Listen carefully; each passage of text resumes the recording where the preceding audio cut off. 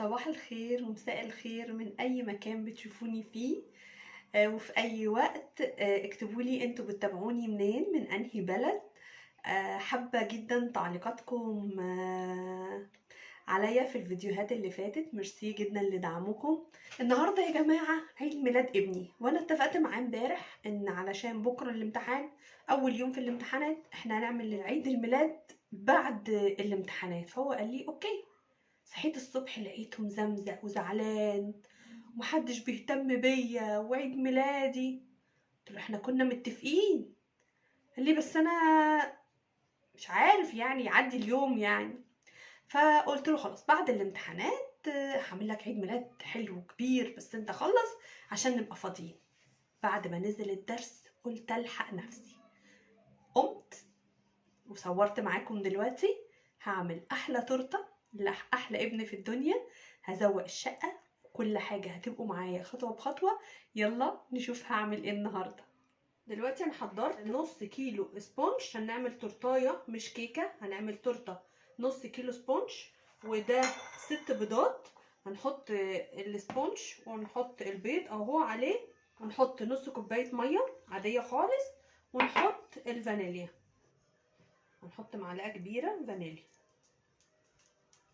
ونضرب بالمضرب لمده 10 دقايق. هنضرب لمده 10 دقايق.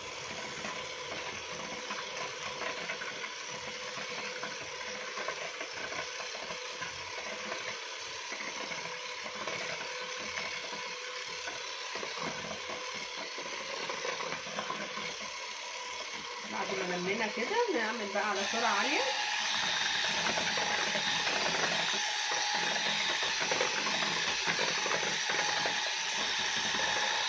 شايفين لونها ايه؟ شويه وهتتغير وهيبقى اللون ده ابيض فاتح خالص.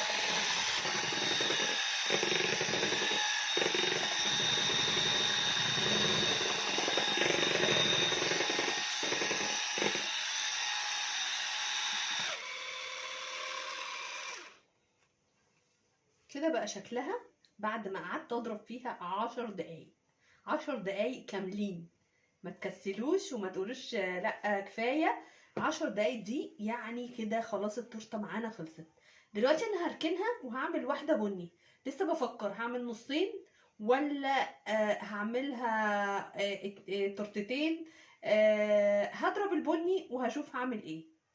انا خلصت التورته اللي هي البيضه الفانيليا، وهعمل دلوقتي تورته شوكليت.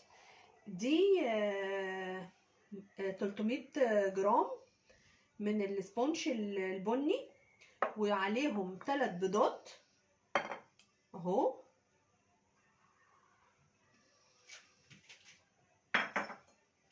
واحط عليهم تلت كوبايه ميه، واحط عليهم الفانيليا نفس المقادير بتاعه الابيض، بس دي انا قللتها شويه عشان محدش كتير بيحب الشوكليت، فانا هعمل واحده صغيره. حطيت الفانيليا معلقه كبيره، وهبتدي اضرب برضو لمده 10 دقايق لغايه لما يتجانس العجين قوي، وبعدين هنشوف شكلها. يلا نبتدي.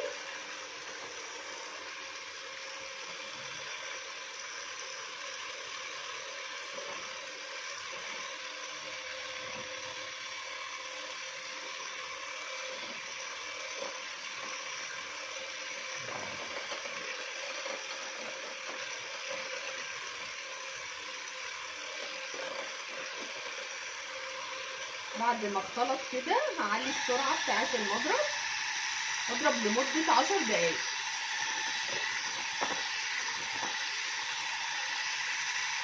ده كان شكل التورته بعد ما خلصنا.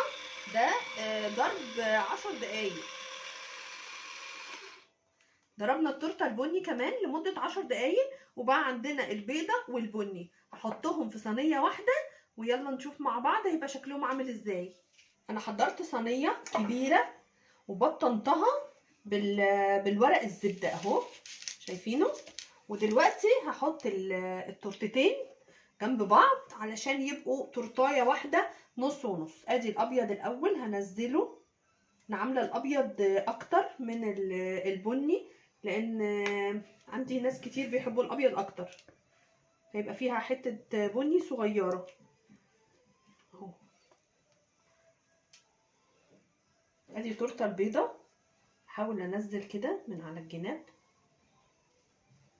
الحته دي بقى احط فيها التورتايه البني، اسيب دي كده وهعمل بسباتشولا تانية انزل البني الناحيه التانية.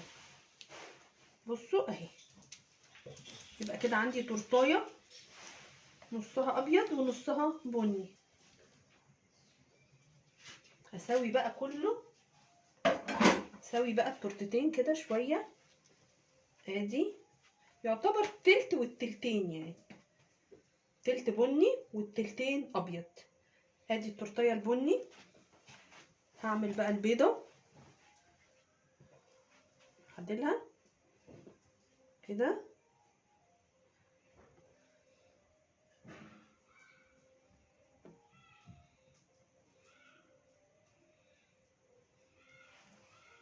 كده الابيض خلاص اهي،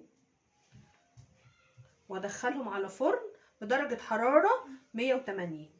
يلا ونشوف شكلها هيبقى عامل ازاي بعد ما تطلع من الفرن. شكل التورته بعد ما طلعتها وقلبتها على نفس الصينيه اللي كانت فيها اهي. بصوا ارتفاعها حلو قوي، بصوا عامله ازاي. التلت شوكليت والتلات ارباع ابيض، عشان معظم الناس اللي جايه بتحب الابيض اكتر. هزوقها وانتوا معايا، يلا بينا. دلوقتي انا هقطع التورته 3 علشان هحشيها من جوه كريم شانتيه. هقطعها معاكم.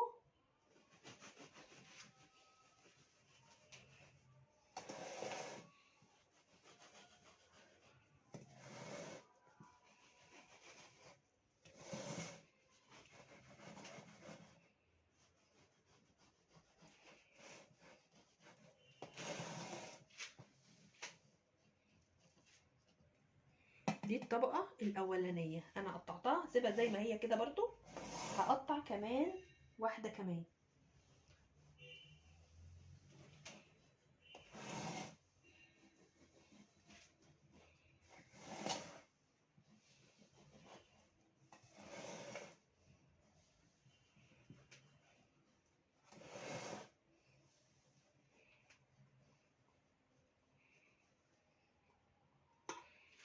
كل اللي اتفرفت وقع ده هنشيله طبعا ونستعمله بقى في حاجات تانية. اهو انا كده قطعت التورته، ادي طبقه شايفينها، وادي طبقه كمان، يعني هنحشيها تبقى 3 ادوار. بصوا ادي طبقه، ادي طبقه، ادي طبقه، شايفينها.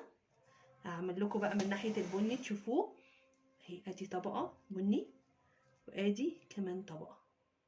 بعد ما قسمنا التورتايه وسبناها على جنب، لازم بقى كنا نجهز كريم شانتيه. ده ربع كريم شانتيه وده سكر بودره حطه عليه، وهزود ميه ساقعه متلجه علشان نضرب بيها الكريم شانتيه. يلا نضرب.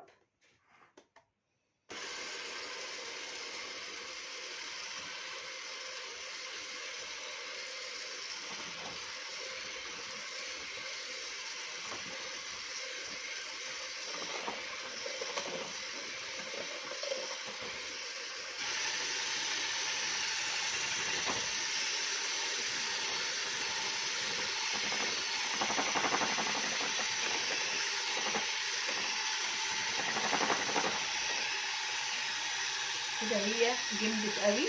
انا هزود ميه علشان اخفها شويه.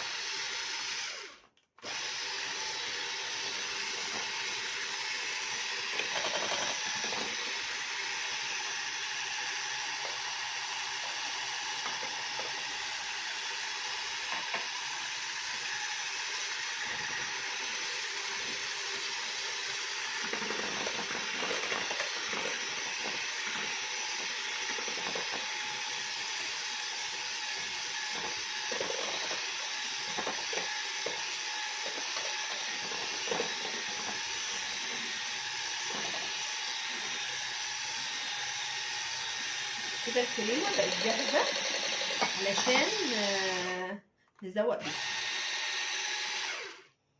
بقت جاهزه دلوقتي عشان نزوق بيها التورتايه. يلا نجيب التورته بقى ونبتدي تزويقها. انا نقلت كده التورتايه على القاعده اللي هحط عليها التورته، وهبتدي بقى ابطنها بالكريم شانتيه. هاخد كده من الكريم شانتيه وابتدي ابطنها كلها زي ما انتوا شايفين كده.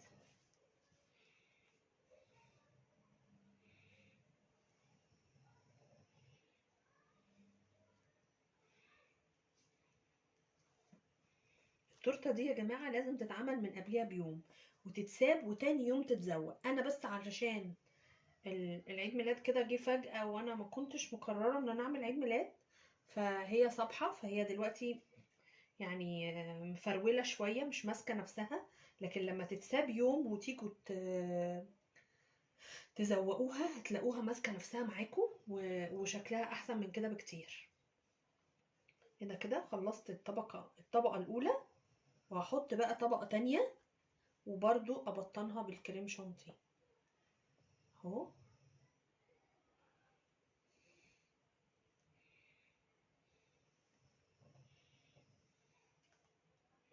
نديها حقها كده ونزوق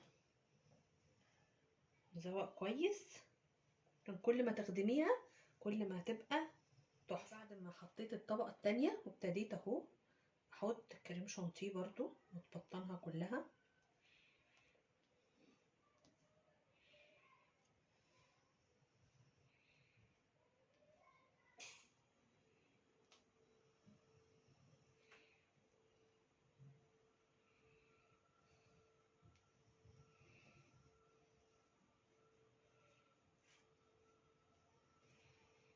في الاخر خالص هنعمل الجناب لما نخلص كل اللي في النص ده.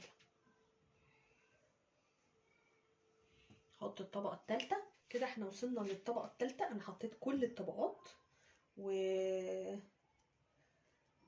بحاول بقى ان انا اعمله بالكريم شانتيه. عايزه افكركم برضو ان انا قلت لكم ان انا مش شيف، انا واحده بحب بيتي بحب ولادي بحب اعمل لهم كل حاجه، فالحاجه دي بتطلع بحب فبتطلع احلى حاجه في الدنيا. وانتوا كمان لما تحبوا البيت وتحبوا الولاد وتعملوا اي حاجه تخطر على بالكم هتبقى احلى حاجه في الدنيا بالنسبه لعيالكم ولجوزك وعيالك. فانا بحاول اعمل كده مع بعض بقى كده. بعد ما خلصت فوق يعني لسه فيها في ديفوهات كتير بس هنعالجها مع بعض. هحاول بقى ان انا اعمل الجناب اهو كده.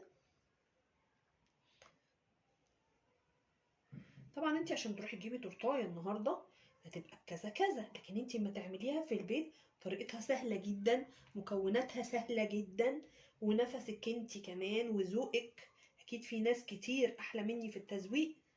هتبقى طالعه تحفه تحفه تحفه.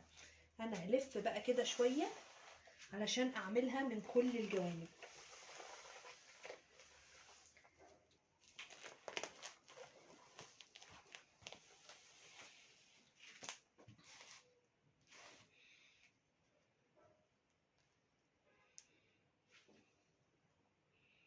لما تشوفوها في الاخر مش هتصدقوا ان هي دي التورتايه اللي انتوا شايفينها دلوقتي. حاسه ان هي طبعا بتقولوا عليا ايه اللي هي عاملاه ده، بس بجد بجد اللي هيدوقها هيعرف طعم عامله ازاي. احلى كتير من بره. صبحه عاملاها بايديكي حاجه يعني بجد. مش عايزه اقول لكم، انتوا هتجربوا وتشوفوا بنفسكم عامله ازاي.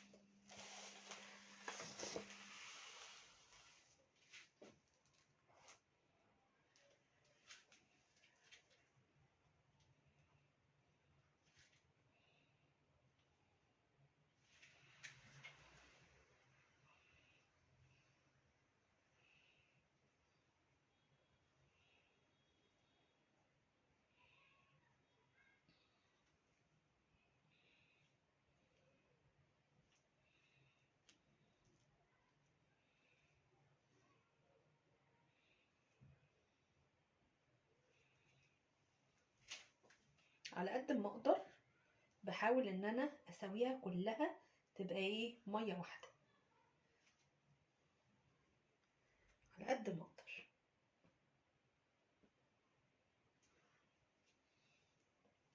بعد ما بطلناها كده زي ما انتم شايفين كلها من الجوانب، بصوا اهي كلها في لسه حاجات كده نقر، انا برضو هعالجها دلوقتي وهعملها، شايفاها اهو في الكاميرا، هعملها وهعالجها، هتشوفوها في الاخر هتبقى حلوة جدا.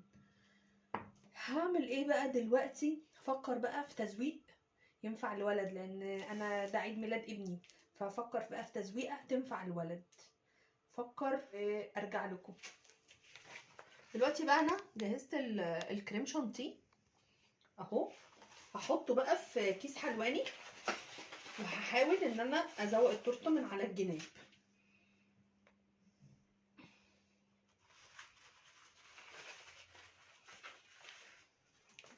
اهو كده.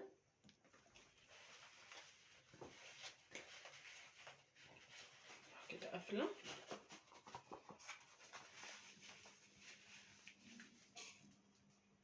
اهو. ابتدي بقى ايه ازوق من على الجناب واداري بقى كل الحاجات اللي انتوا شايفينها دي.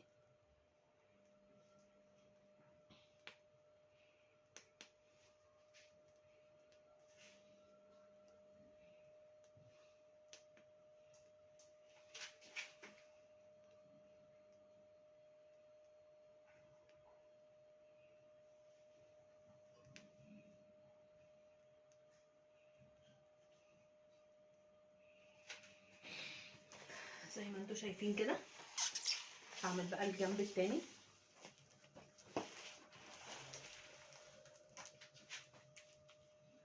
اهو.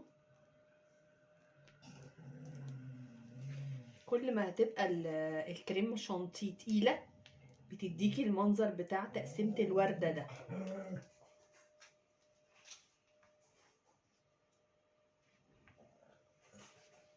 هعملها تاني.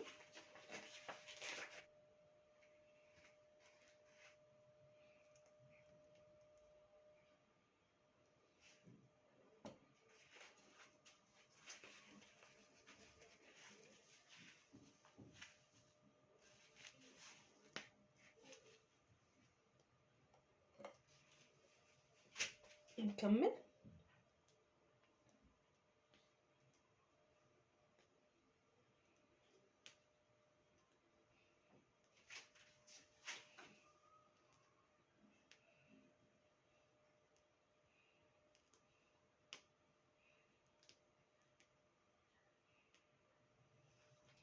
بصوا ده شكلها بعد ما انا بقى عملت الجوانب كلها كده.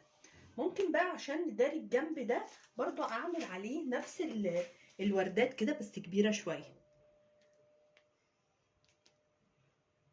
كده.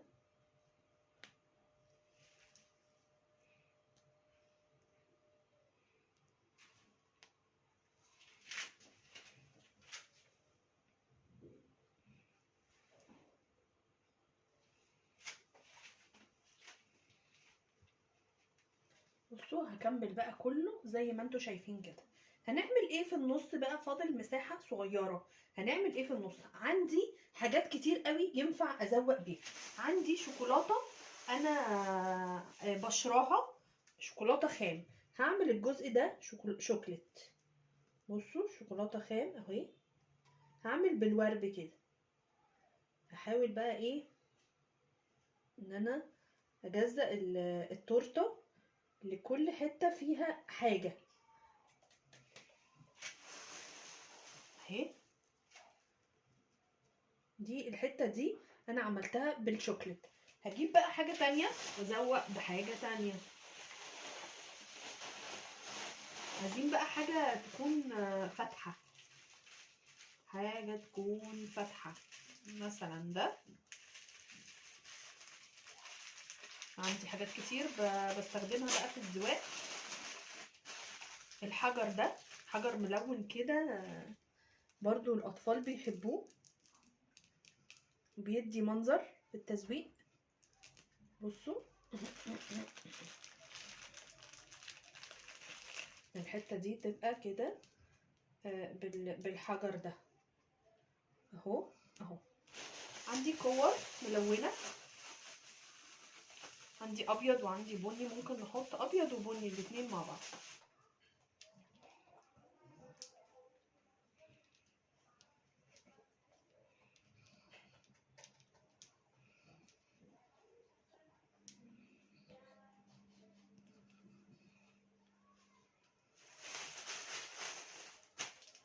ده بسكوت كده زي الكريسبي، بصوا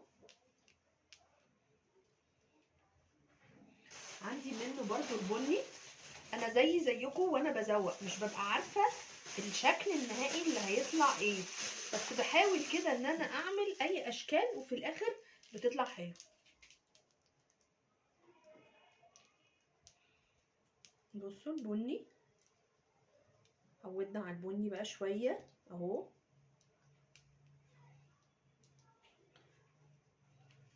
معايا واحده بيضه، ده بني اهو. ممكن هنا كده نشيل تبقى واحده بيضه وواحده بني علشان تفصل تكسر اللون شويه اهي، تبقى كده. شيل دي تبقى كده، حط هنا واحده بني، هنا واحده بني، هنا واحده بيضه. ناخد حاجه تانية ممكن نحطها اللي هو الشوكليت شيبس، ممكن برضو نزوق بيه بشكل تاني، نملى بيه كل المنطقه دي.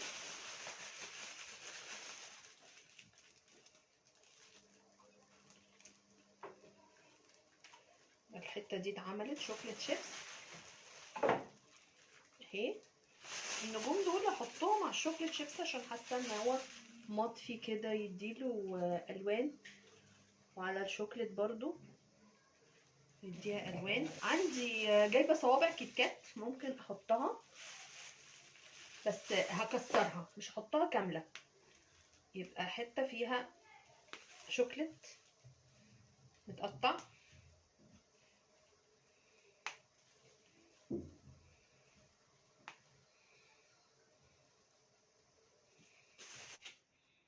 ممكن حته نحط فيها الصوابع كده كامله، صوابع كامله من الكيت كات، والحته التانية دي نقطع فيها. مش عارفه شكلها ايه، انتوا اللي هتقولوا لي بقى في الكومنتات شكلها ايه، والناس اللي هتدوقها النهارده هتقول لكم بقى في الكومنتات برضو طعمها ايه.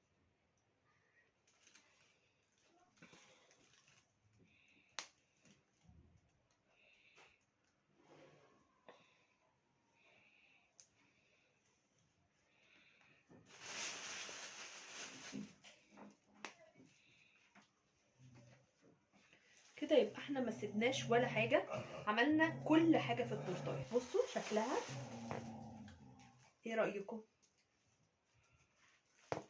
كفايه ان هي من ايدك وعاملاها لولادك في عيد ميلادهم. ممكن بقى نزود واحده هنا كمان عشان في مكان هنا فاضي اهو، بس يا روكي اهو بس. جايبه انا برضو كريز، عايزه احط كريز بينور شويه على الجناب.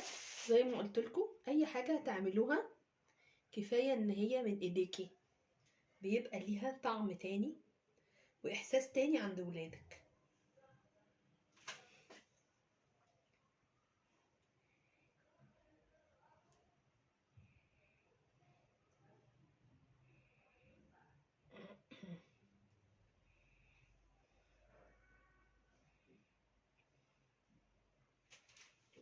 هنكمل بقى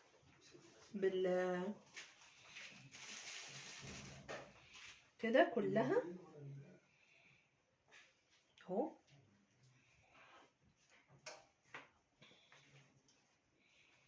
اظن نورت اكتر. بصوا شكلها بعد ما خلص، يا رب تعجبكم.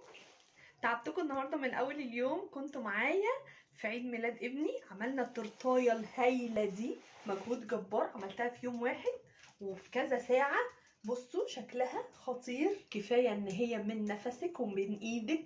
اكيد ابنك هيعجب بيها جدا، او بنتك لما تعمليها في عيد الميلاد بتاعه. طبعا انتوا عندكم حاجات كتير احسن مني، وابتكارات وتزويق احسن مني بكتير. كل واحدة تعمل وتقولي في الكومنتات ايه رأيها. لو عجبكم الفيديو دوسوا لايك وشير وسبسكرايب ودعموني في القناة، وباي باي. انا كده خلصت، هروح بقى البس واطفي نور الشقة كله، ونستنى عشان نعمل لجيرمي سربرايز وهو داخل. هلبس واجيلكوا على طول. انا وضبت الريسبشن عشان جيرمي لما يجي اعمل له مفاجاه ويلاقيني مزوقه له الدنيا. جايبه له رقم 19 عشان 16 سوري، هو عنده النهارده 16 سنه اهو. يا رب المفاجاه تعجبه.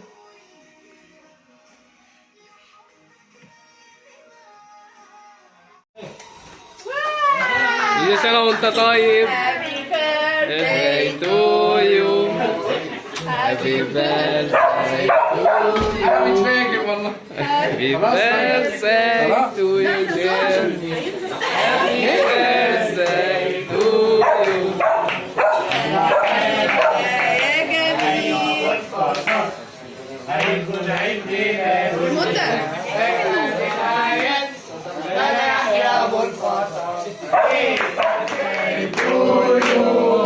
Happy birthday to you. Happy birthday to Jeremy. Happy birthday to you.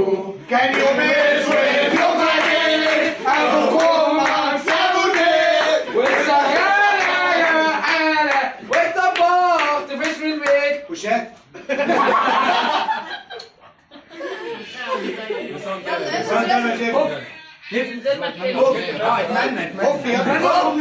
اتمنى امنيه جامبو. جامبو هنيجي السنه الجايه. بقى كريسبي ولا لا اتمنى يلا خلاص دي امنيه ايه يا عم.